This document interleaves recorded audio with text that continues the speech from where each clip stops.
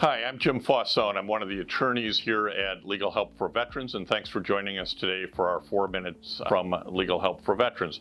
Just a quick something to hopefully educate you a little bit and maybe turn you on to something that you want to read some more of or listen to a podcast on. One of the questions we get here at Legal Help for Veterans is, do I have PTSD or do I have depression or do I have both? And can I get rated on them? So, we all know that PTSD is something that VA provides a disability rating on as long as those other things we've talked about before, the service connection, the medical nexus, is established. But you're right in being a little confused.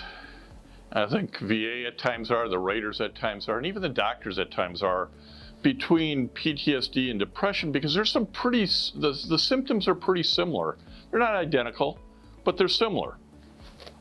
So as you proceed down this path of trying to decide, which disability do I have and what should I be rated at, you have to keep those symptoms in mind, but also you need that diagnosis from a medical professional to help say, no, this is depression or this is as a result of specific trauma that resulted in PTSD. They have to be service connected, right? Depression because your wife left you is not service connected.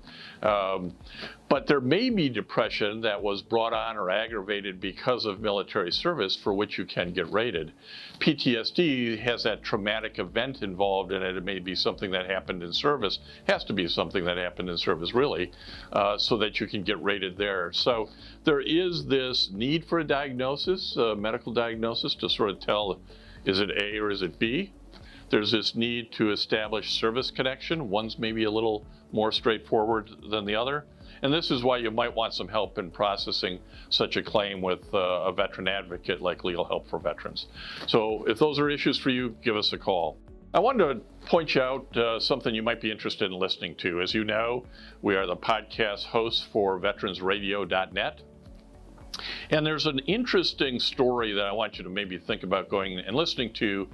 Did you know back in World War II that 425,000 German prisoners of war were brought over to the United States? They were spread around all around the country. Almost every state had prisoner of war camps.